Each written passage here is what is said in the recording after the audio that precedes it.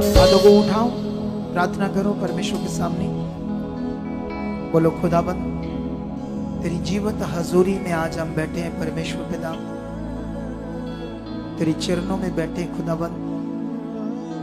हमें आज अपनी आत्मा के द्वारा वो बुद्धि और समझ हमारे अंदर डाल चुके हो, जो आपका पवित्र वचन है। जब उसको हम सुनेंगे परमेश्वर, उसे पूरी रीति से अपनी जिंदगी में हम ले पाए, उस पर चल पाए, ऐसी समझ ऐसा मन आप दे चुके हो परमेश्वर।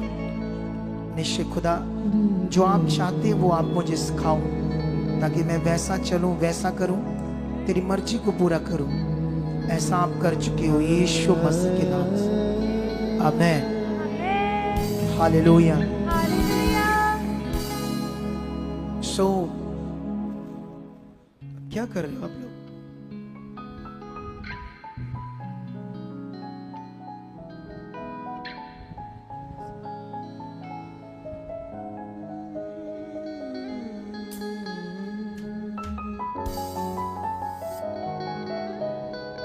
इधर देखो, ध्यान दो आप सारे लोग। आप जानते हो जिंदगी बहुत कीमती विषय हमारे लिए, हालेलुया।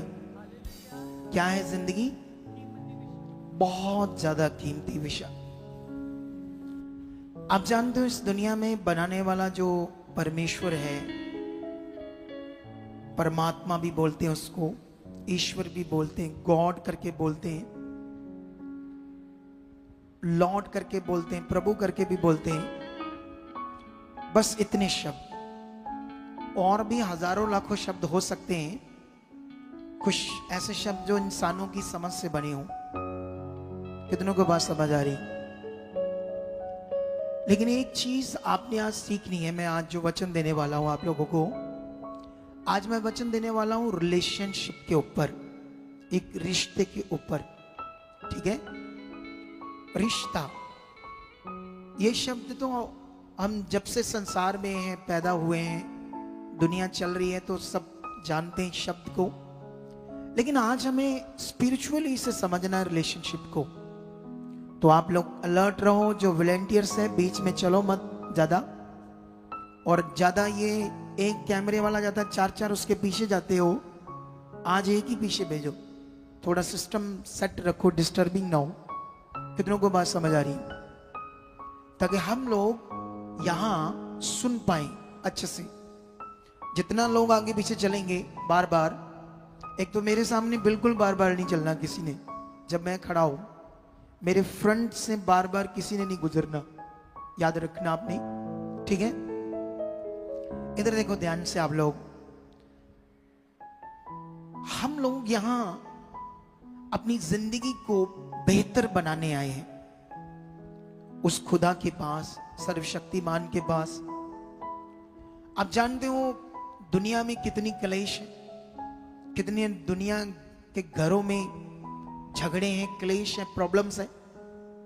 लेकिन वो चाहते नहीं है कि ऐसा हो, लेकिन उन्हें समझ नहीं आता कब किस बात से कितना झगड़ा हो जाता है, छोटी सी बात से किधर बात बिगड़ जाती है, और क्या क्या हो जाता है, कुछ समझ नहीं आता लोगों को। दुनिया में आप देखना, कोई रोड पर जा रहा है, छोटी सी बात से झगड़ा हो जाता है, मारपीट हो जाती है, तलवारें चल जाती है, बंदूकें चल जाती है, बहुत कुछ गड़बड़ चल रहा है। कितनों को बात समझ आ रही? लेकिन यहां विषय है हमारी लाइफ के लिए, क्योंकि ये कीमती विषय है, प्रीशियस। हमारी लाइफ एक बहुमूल्य विषय है, और ये बहुमूल्य विषय कैसे हमारी जिंदगी में अनमोल बन सकता है? परमेश्वर के ज्ञान के द्वारा। परमेश्वर का ज्ञान, परमेश्वर का जो वचन है, वो आपकी जिंदगी को, आप इधर देखते हो बड़ी बड़ी गवाहियां, बहुत बड़ी बड़ी गवाहियां। आज और भी सैकड़ों गवाहियां हो सकती हैं, लेकिन कौन सी देनी है, क्या देनी है, डिसीजन इनका था, टीम का। अगर मेरे सामने आते तो मैं कुछ और भी बड़ी आपको समझा सकता था। हो सकता है इनके पास और भी बड़ी। कल मैं इधर आया था शाम को, थोड़ा सा मुझे काम था, लगभग मैं 10 बजे शायद आया था, पता नहीं या इससे पहले आया था, हाँ 10 बजे के लगभग आया था मैं। तो इधर एक ना, मैं लड़का मुझे मिला, मुझे कहता जय मसीह की बाबा जी। तो मैंने उसे पहचान लिया, क्योंकि उसकी जो रीढ़ की हड्डी थी वो टूट गई थी, मन के मुनके टूट गए थे। तो वो बेड पर था, तो वो हमें हमारी मिनिस्ट्री का सुसमाचार मिलकर वो आया यहाँ। वो काफी टाइम से जुड़ा है, अभी मतलब काफी टाइम से मतलब 2-3 महीने लगातार जुड़ा है, क्योंकि परमेश्वर से काम लेने के लिए कम से कम 2-4-5 महीने तो चाहिए ना आपको, अगर ज्यादा बड़ा आपका हालात है।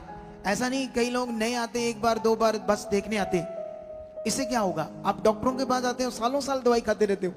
अगर हमारे पास आए हो तो हम आपको आत्मिक मेडिसिन देंगे। आत्मिक मेडिसिन मतलब परमेश्वर का वचन, ये आपकी जिंदगी को हर प्रॉब्लम को दूर कर देगा। हालेलुया। कितनों को बात समझ आ रही है? लेकिन वो कल चल रहा था, मुझे ऐसे लगा जैसे मैंने खजाना पा लिया है। हालेलुया। मैं हक्का बक्का रह गया।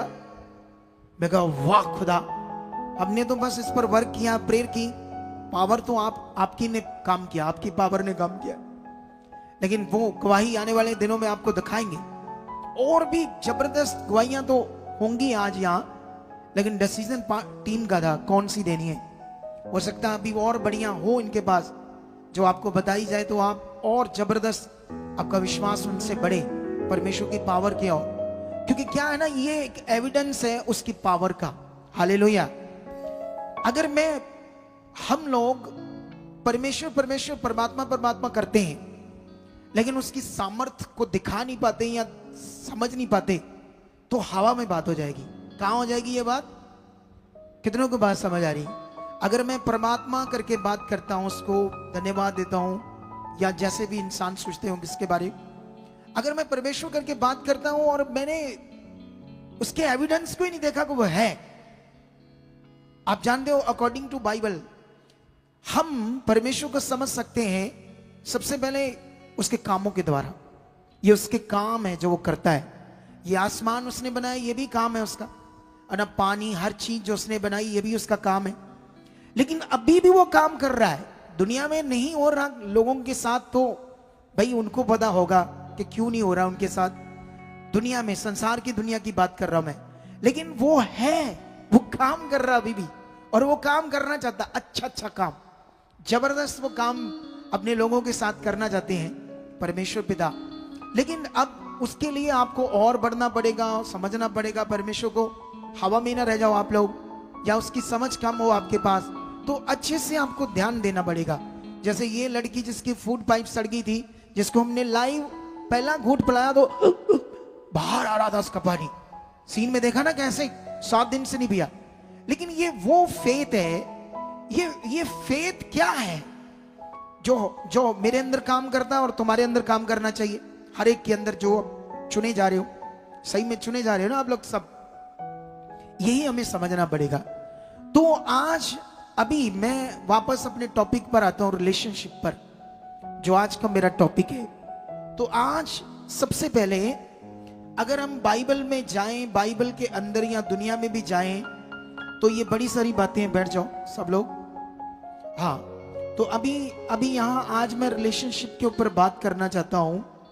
तो यहां जैसे पति पत्नी का रिश्ता, बाप बच्चों का, माम बच्चों का, बहन भाइयों का, और बाकी जो भी चाचे ताए मामे है ना, और भी ऐसे हमारे जो रिश्ते होते हैं, इन सब का रिश्ता, एक रिश्ता खुदा के साथ और एक रिश्ता परमेश्वर के दास और कलीसिया के साथ, ऐसे रिश्ते।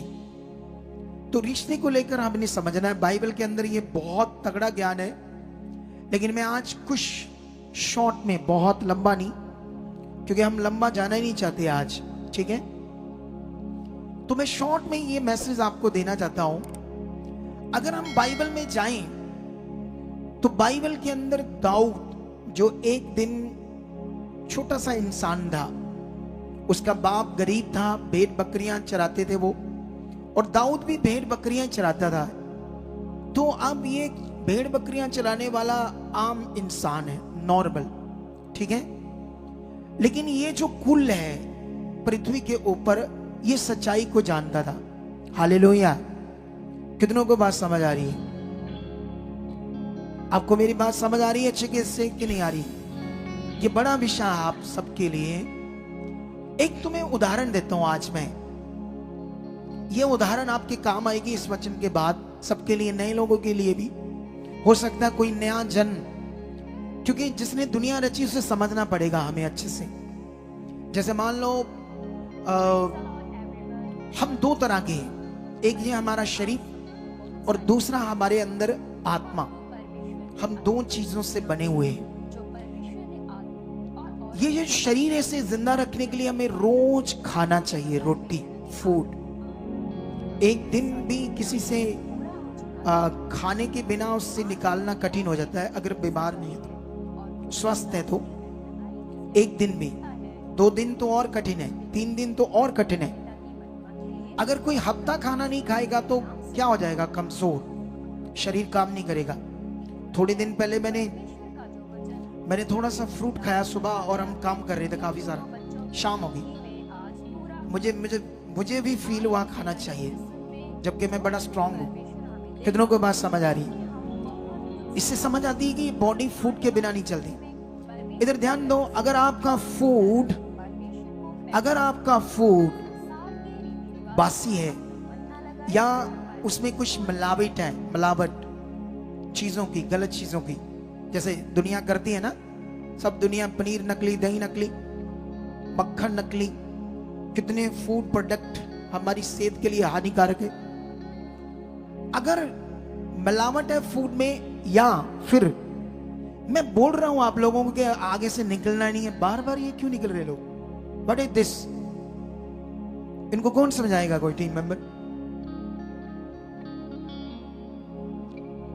कुछ भी गलत मत करो। जब मैं प्रचार कर रहा था मुझे डिस्टर्ब होती है आगे से निकलते हो। अपना काम करो जो कर रहे, बस। इधर देखो ध्यान से अभी आप लोग सारे। तो अभी यहां पर बात क्या है? अगर उसमें पॉइजन मिक्स है, पॉइजन, कभी कभी कुछ जानवर गिर जाते ना, जैसे खाना पका रहे, सुना कोई वो किरली होती ना जो घरों में, वो गिर गई, कई बंदे बीमार हो गए, या सच्ची कोई ऐसी जहरीली चीज या जहर मिक्स है, ऐसा फूड खाएंगे तो क्या होगा हमारी बॉडी के साथ? ऑब्वियसली बहुत बुरा हो सकता है। अगर पॉइजन है तो डेथ होगी पक्का हमारी बॉडी की, लेकिन हमारा आत्मा बाहर निकल आएगा, क्योंकि आत्मा नहीं मरेगा, क्योंकि सिर्फ शरीर डेथ करेगा। कितनों को बात समझ आ रही? आप जानते हो जैसे शरीर की रोटी है, ऐसे ही आत्मा की भी रोटी है। और आप जानते हो आत्मा की रोटी क्या है? परमेश्वर की भक्ति। क्या है परमेश्वर की? दुनिया में जाओ, दुनिया इस हद तक मानसिकता में गिर गई है कि वो बेचारे पत्थरों को अपना ईश्वर मान रहे, भगवान मान रहे। जानवर तक, जानवर जो बनाए गए हैं पृथ्वी के ऊपर कई प्रकार के, राजस्थान में जाओ चूहों की पूजा होती है, किसी जगह पर जाओ सांप की, किसी जगह पर जाओ वो बाज की, और भी कई प्रकार के जानवरों की। वो जस्ट एनिमल्स हैं, एनिमल्स बनाए गए हैं, वो ईश्वर नहीं है, वो गॉड नहीं है। अगर उनकी आप भक्ति करोगे तो वो आपके आत्मा की रोटी नहीं है, आपका आत्मा डेथ कर जाएगा। अब इस दुनिया में समझना पड़ेगा इंसान को कि एक्चुअल में है कौन वो सृष्टिकर्ता। अगर वो क्लैरिटी नहीं है, क्योंकि इंसान ऐसा ना जो समझ आ गया वही समझ। अगर मान लो जैसे कोई इंसान है, कोई जैसे दुनिया में तो बहुत सारे रास्ते हैं, पेड़ों की भी लोग पूजा करते हैं, नहीं करते? पेड़ों की बोलो, करते हैं पेड़ों की भी पूजा। मान लो एक इंसान है, मान लो परदादा है, वो किसी पता नहीं कोई तस्वीर रखकर पूजा करता था, उसके आगे दिया जलाता था। उसके बेटे ने देखा, वो भी शुरू हो गया। आगे उसका पोतरा आया, उसने भी शुरू कर दिया, क्योंकि ऐसे ही चलता है। ये इसको बोलते हैं वंशावली। वंशावली में जो ऊपर कर रहे थे उसी को समझते कर दिया, या हो सकता वंशावली में ना भी हो, इधर उधर से उसके दिमाग में कोई बात बैठ गई धार्मिक, उसी को पकड़कर उसने कोई भी अपना विश्वास बना लिया। क्लैरिटी लेना बड़ा जरूरी है कि इस सृष्टि को किसने बनाया है, इस दुनिया को रचने वाला कौन है। अगर ये इंसान को अच्छे से समझ नहीं आया तो जैसे शरीर दत्त करेगा, आत्मा भी क्या करेगा, क्योंकि उसने अपने आत्मा की रोटी क्या खाई, गलत। ये बात याद रख लो। तो आइए हम आज वापस फिर से मैं अपने टॉपिक पर आता हूं। दाऊद का रिश्ता तो उस परमेश्वर से था और वो क्लैरिटी से जानता था परमेश्वर कौन है।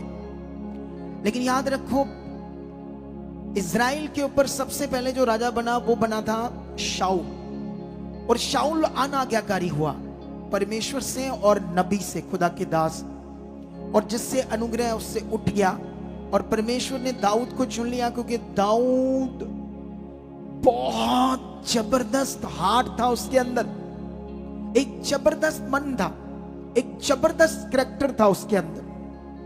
और आप उस करैक्टर को पकड़ सकते हो, आप भी अपने करैक्टर को उस तरफ बना सकते हो जिस तरफ परमेश्वर काम करता है। और ये प्रैक्टिकल से होगा, आपके प्रैक्टिकल से, समझने से, ध्यान देने से। कितनों को बात समझ आ रही? लेकिन जब दाऊद राजा बना, दाऊद राजा नहीं बना, उससे पहले दाऊद, शाऊल को यह समझ आया कि शायद परमेश्वर इसको राजा बनाएगा, तो वो उसको मारना चाहता था। बहुत हालात देखे दाऊद ने, लेकिन शाऊल का जो बेटा था जोनाथन, उसने उसकी बड़ी हेल्प की और रियल में उससे प्यार किया, जबकि उनका कोई रिश्ता नहीं है। दाऊद तो उनके घर में एक नौकर था, क्योंकि राजा का मतलब जैसे प्रधानमंत्री, प्रधानमंत्री से भी ऊपर, एक देश का राजा होना मतलब प्रधानमंत्री से भी ऊपर। तो दाऊद तो एक राजा, दाऊद तो एक नौकर था। तो नौकर का मालिक के बेटे से कोई रिश्ता हो सकता है?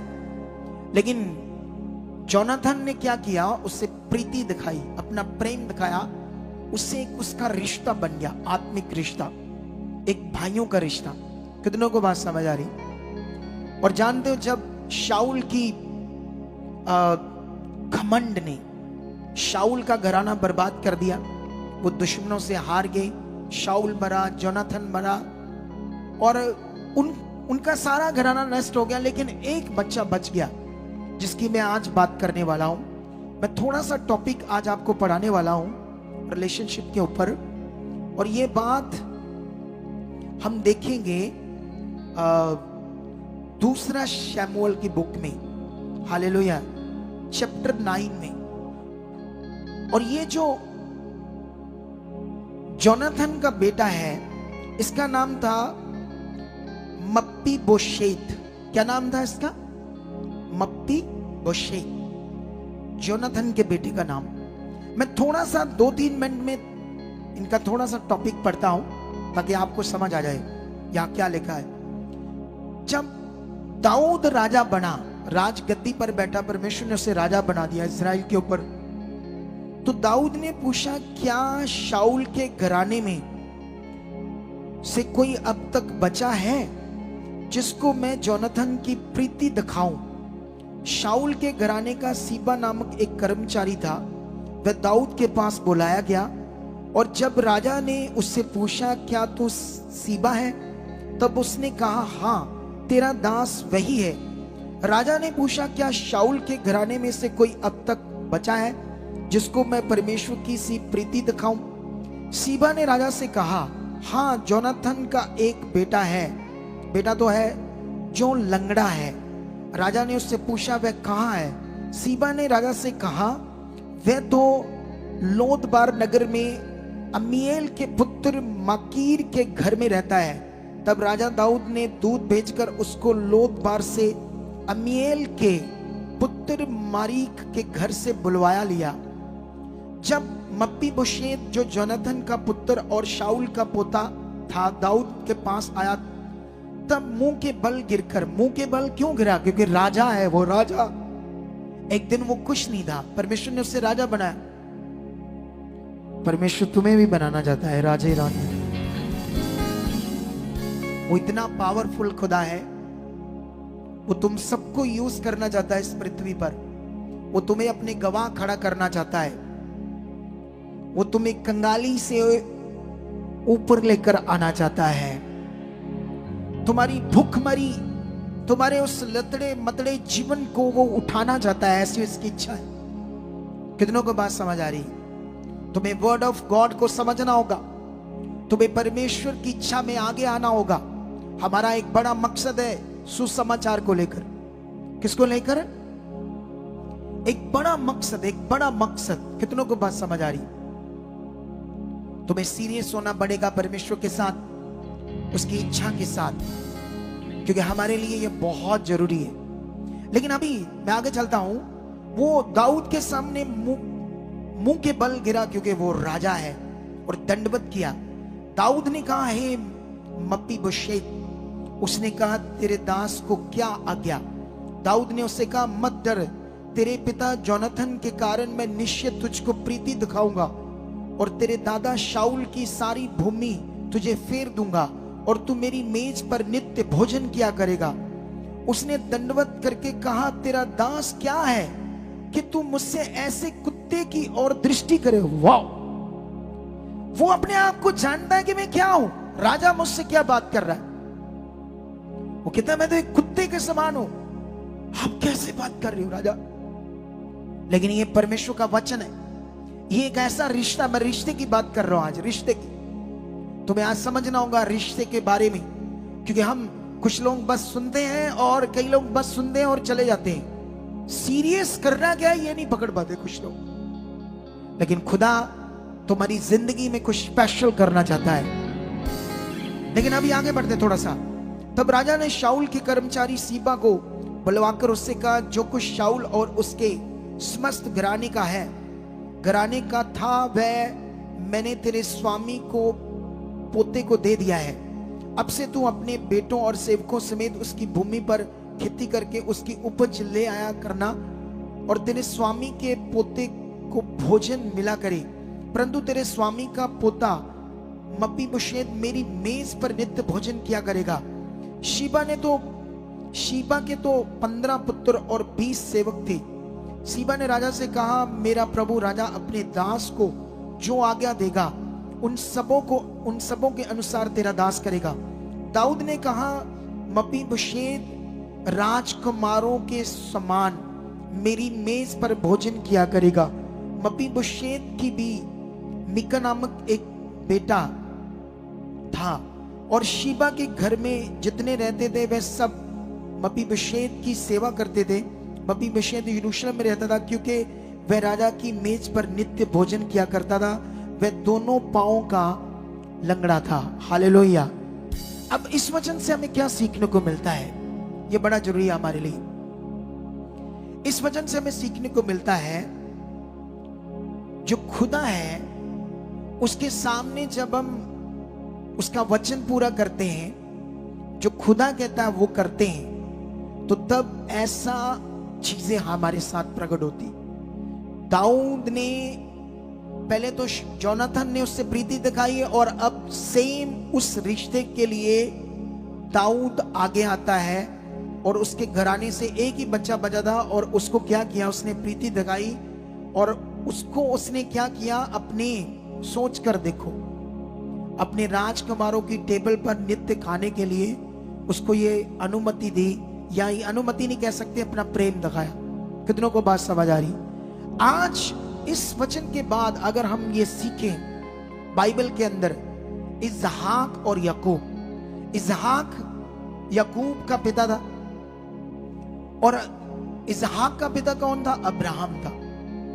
लेकिन हमने देखा है जो इसहाक था वो बहुत मैदान में जाकर, या हर टाइम में जाकर, सही टाइम में जाकर वो परमेश्वर के साथ ध्यान धरता था, उसके वचनों का मनन करता था, उसकी इच्छा क्या थी उसको अंडरस्टैंड करता था, और प्रेयर में रहता था। और जब टाइम आया तो दिल को हिला देने वाला एक विषय है इसहाक और याकूब के बीच में, इन दोनों की शादियां, इन दोनों की शादियों का जो रिश्ता बनने वाला था। तो जब हम बाइबल के अंदर चेक करते हैं तो अब्राहम ने अपने एक सेवक को कहा कि मैं अन्य जातियों में से अपने बेटे का रिश्ता नहीं करना चाहता, मैं अपने कुल के लोगों में करना चाहता हूं। लेकिन उसने कहा अपने सेवक को कि तू जा, और बाइबल में लिखा वो ऊंटों को लेकर, क्योंकि बहुत रिच है। कौन बहुत रिच है? अब्राहम। परमेश्वर ने उसको इतना ऊंचा कर दिया, इतना रिच कर दिया, आप सोच ही नहीं सकते। जब उसका वो सेवक वापस उसके देश में जाता है, ऊंट लेकर, सेवक लेकर और बहुत सारा पैसा, सोना, कपड़े, लुबान, चांदी, महंगी चीजें। लेकिन वो सोचता है कि जो मैंने सफर शुरू किया है, वो एक प्रार्थना करता है कि हे परमेश्वर, जो तेरा अब्राहम दास है, इतना तूने उसको ऊंचा किया, इतना रिच किया है, तो मैं चाहता हूं जो उसकी इच्छा है उसके अनुसार तू कर। और जब वो प्रार्थना करता है, वो कहता है जब मैं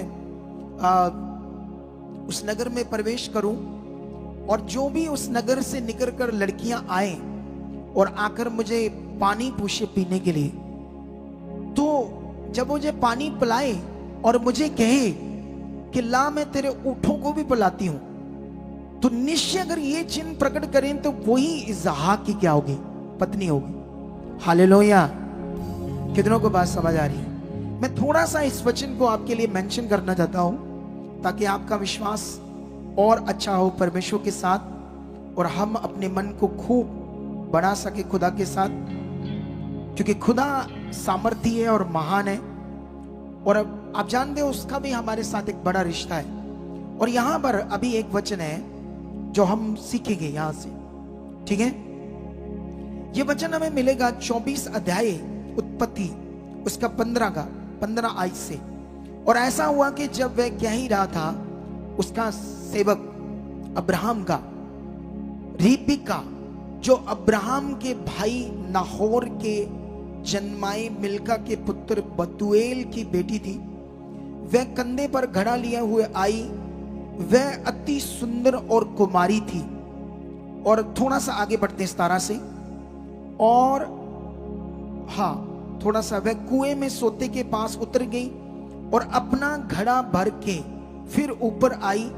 तब वह दास उससे भेंट करने को दौड़ा और कहा, अपने घड़े में से थोड़ा पानी मुझे पिला दे। उसने कहा, हे मेरे प्रभु, ले पी ले। और उसने जल्दी से घड़ा उतारकर हाथ में से लिया और उसको पिला दिया। जब वह उसको पिला चुकी तब कहा, मैं तेरे ऊँटों के लिए भी तब तक पानी भर लाऊंगी जब तक वह पी ना चुके। हालेलुया। ये बात ने मुझे हिलाकर रख दिया। शायद तुम लोगों को पता नहीं ऊंट कितना पानी पीते। मैं जब स्कूल पढ़ता था तो हमें जानकारी मिलती थी साइंस की कि वो 10 दिन तक बिना पानी के रह सकते हैं और अपने पानी के अंदर पानी को एक ही बार पीकर वो जमा कर लेते हैं। अब सोचने वाली बात है कि उसने कहा कि जब तक ये तेरे ऊंट पूरे पानी पी ना ले तब तक मैं भरती रहूं। आज जो औरतें, आज के जो लोग हैं, क्या ऐसा कर सकते हैं? कर सकते हैं। उसने ऐसी प्रार्थना की। कितनों को बात समझ आ रही? आज रिश्ते गड़बड़ हैं, उन्हें परमेश्वर चाहिए, पवित्र आत्मा का दान चाहिए। अगर यीशु मसीह में रहकर भी हम गलत हैं, क्रोधित है, गुस्सा में आता है, क्लेश है हमारे घर में, यीशु मसीह में भी रहकर, तो इसका मतलब आपको अभी परमेश्वर की समझ नहीं आई, आपका मन नहीं खुला, आपकी मन की आंखें नहीं खुली, आपको समझ नहीं आया अभी परमेश्वर का राज क्या है। तुम्हें बढ़ना होगा। तुम्हें एक अच्छा अगुआ चाहिए जो तुम्हें राइट टीच करे और अच्छे से तुम पकड़कर आगे बढ़ पाओ। कितनों को बात समझ आ रही? हालेलुया। लेकिन यहां पर अभी पढ़ेंगे और थोड़ा सा। जब वह उसको पिला चुकी, हाँ ये बात तो होगी, लेकिन 20 में लिखा, तब वह तुरंत अपने घड़े का जल हौदे में उडेल कर फिर कुएं पर भरने को दौड़ गई और उसने सब ऊँटों के लिए पानी भर दिया। वह पुरुष उसकी ओर चुपचाप अचंभे के साथ ताकता हुआ, वह सोचता था कि यहोवा ने मेरी यात्रा को सफल कर दिया है। मतलब ये सोच रहा था यात्रा सफल थी या नहीं थी, लेकिन अब तो सफल है। कितनों को बात समझ आ रही है? लेकिन ऐसा क्यों हुआ? इसहाक का अच्छा मन, इसहाक परमेश्वर की खोज में था, इसीलिए उसको ऐसी पत्नी मिली। लेकिन बाइबल में लिखा, जब याकूब की बारी आई इसके बेटे की, तो उसको पत्नी पाने के लिए 14 साल सूलों के ऊपर निकलना पड़ा। सूलों, कांटे, पत्थर, गर्मी, सर्दी, मैदानों में भेड़ बकरियां चरानी पड़ी एक औरत के लिए। कितनों को बात समझ आ रही? क्योंकि वो, उसका नाम याकूब, जिसका मतलब होता है धोखा देने वाला। याकूब नाम का मतलब क्या था? उसका जब कैरेक्टर पढ़ोगे तो आपको समझ आएगी क्या क्या हुआ। लेकिन उसको बड़ी तकलीफ झेलनी पड़ी, लेकिन इसहाक को नहीं। आज हम सब परमेश्वर के बच्चे हैं, हमारे आगे बच्चे हैं, हमें भी अपने बेटों की बेटियों की शादियां करनी है। खुदावंद से सब कुछ राइट अवेलेबल है, लेकिन तुम्हें समझना होगा कैसे। कितनों को बात समझ आ रही? आज जो ट्रेंड है लड़के लड़कियां का रिश्ते बनाना अपने आप, इतना गंदा ट्रेंड है पाप के द्वारा कि सोचो मत, सोच से भी बाहर है। आजकल 10-10 लोगों से चैट करते लोग, लड़कियां लड़के।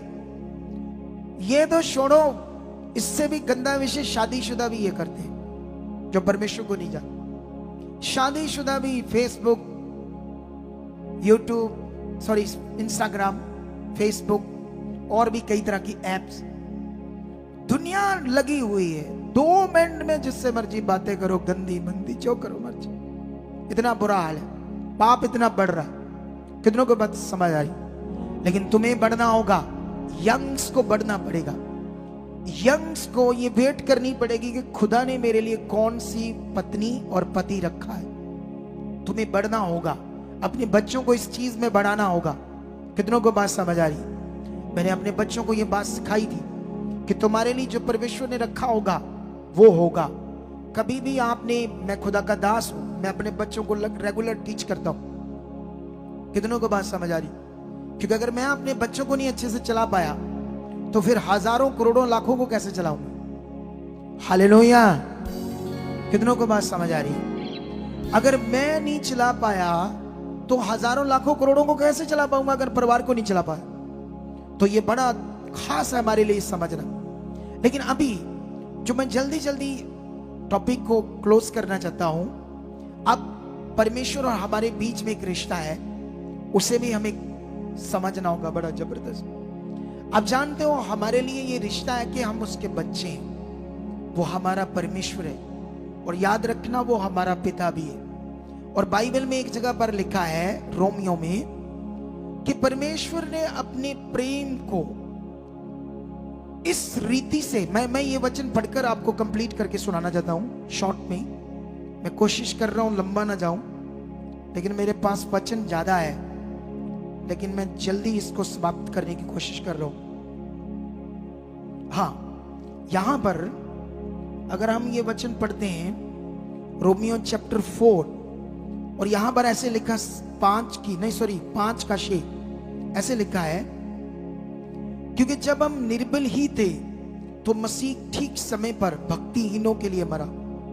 किसी धर्मी जन के लिए कोई मरे, ऐसा तो लोग कर सकते हैं, लेकिन ये दुर्बल है। परंतु हो सकता है कि किसी भले मनुष्य के लिए कोई मरने का साहस करे, लेकिन पापी के लिए कौन मरेगा? सोचो, बुरे के लिए कौन मरेगा? परंतु परमेश्वर ने हम पर अपने प्रेम की भलाई इस रीति से प्रकट करता है कि जब हम पापी ही थे तभी मसीह हमारे लिए मरा। हालेलुया। परमेश्वर ने अपने प्रेम को हमारे साथ प्रकट किया है। खुदा ने, यीशु ने अपने प्रेम को प्रकट किया है। जो सजा हमें मिलनी थी पाप की, उसने अपने ऊपर ले ली और हमें पाप से क्षमा दे दी। खुद अपने ऊपर पाप के उस पीड़ा को, दुख को, दर्द को ले लिया। ये परमेश्वर का प्यार है। और जानते क्यों? क्योंकि इस दुनिया में बड़ा ज्ञान है, लेकिन पाप का ज्ञान नहीं।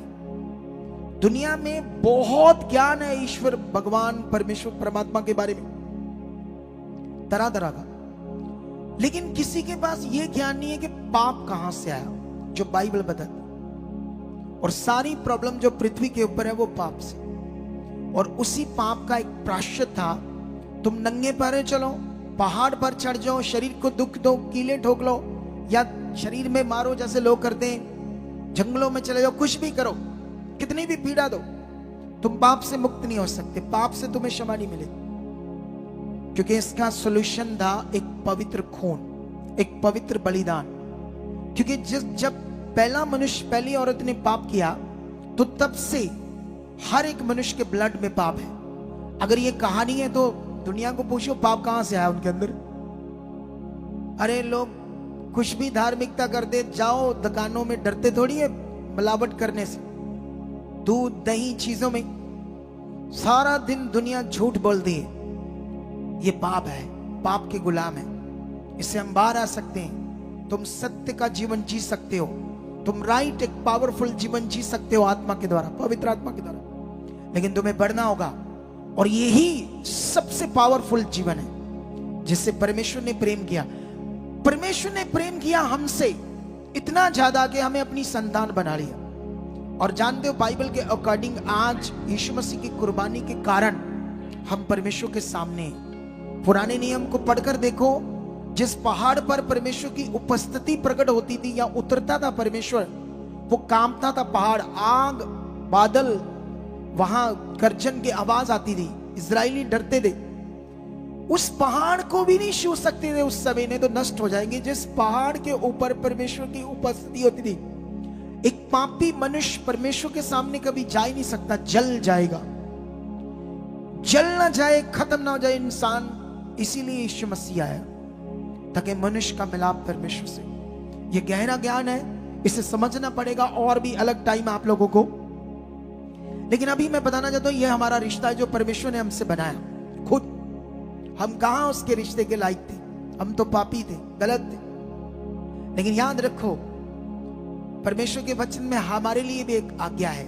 जब यीशु मसीह ने याजकों, बड़े बड़े याजकों ने, फरीसियों ने, शास्त्रियों ने पूछा व्यवस्था में, पुराने नियम में सबसे बड़ी आज्ञा कौन सी है, तो यीशु मसीह ने उन्हें कहा, क्या तुम नहीं जानते, व्यवस्था तुम नहीं पढ़ते? तो यीशु मसीह ने उन्हें उत्तर दिया, तू सारे मन, सारे प्राण और सारी जान से किसे प्यार करो। हालेलुया। हमारे अंदर भी ये प्यार चाहिए, हमारा भी ये रिश्ता चाहिए। कितनों को बात समझ आ रही है? अगर बाइबल के अंदर आज मैं खुदा का दास हूं और आप कलीसिया हो, आपका भी एक रिश्ता है मेरे साथ। मुझे आप पापा बोलते हो ना, एक पापा मतलब एक पिता, एक फादर की तरह, फादर करके बात करते हो ना।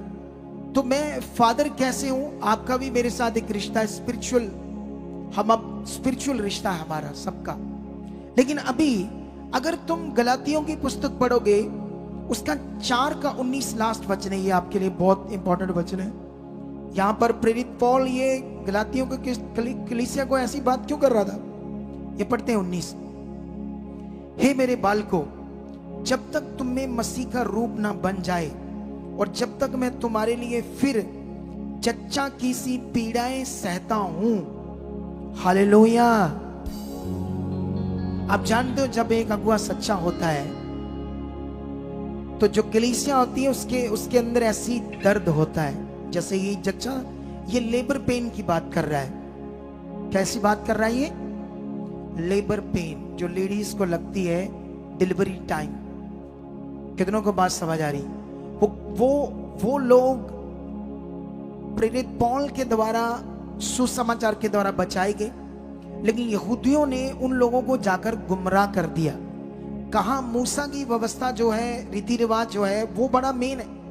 ये पौलस का दिमाग फिरा है, ये पता नहीं कौन सी कहानी बातें कर दे। जैसे अभी मेरे लिए भी पूरी दुनिया में बात हो रही है। मैं लोगों को वो निकाल रहा हूं रीतियों से। कहां से निकाल रहा हूं? किसी रीति से कोई जीवन नहीं मिलता। जीवन मिलना अटर्नली समझने से, अंदर से समझने से। कितनों को बात समझ आ रही? लेकिन वो लोग भटक रहे थे, तो वो उनको टीच कर रहा था, समझा रहा था, ज्ञान दे रहा था।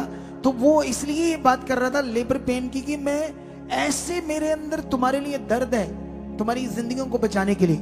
एक सच्चे अगुए के अंदर भी ये दर्द होता है। ये भी एक रिश्ता है, और तुम्हें इस रिश्ते को समझना होगा। कितनों को बात समझ? इस रिश्ते ने दाऊद को समझा, और मपीबोशेत को उसने वो प्यार दिखाया, वो रिश्ता दिखाया। हालेलुया। आज वो रिश्ता तुम्हें दिखाने की जरूरत है, खुदा को, दास को, ताकि तुम उस डायरेक्शन में चल सको और रिश्तों की अहमियत को समझ सको। आज दो बच्चे एंगेजमेंट होने वाली है, जिसको समाज में कहते हैं सगाई। लेकिन खुदा के सामने हम छोटी मोटी रीति तो करेंगे, लेकिन यहां विषय होगा उन्हें ब्लेस करना, उन बच्चों को। वो भी अंदर से परमेश्वर के साथ जब चलने के लिए एक दूसरे को समझेंगे, तभी स्ट्रांग चल पाएंगे। कितनों को बात समझ आ रही है? लेकिन आज हम खुदा के सामने इन दोनों बच्चों को क्या करेंगे? ब्लेस करेंगे। हालेलुया। काफी उत्सुकता है इस बात की। लेकिन पहला स्थान किसका? खुदा का। हम जितने भी सार्थ करें अपने, लेकिन उसको पहला स्थान खुदा का रखना हमने। कितनों को बात समझ आ रही?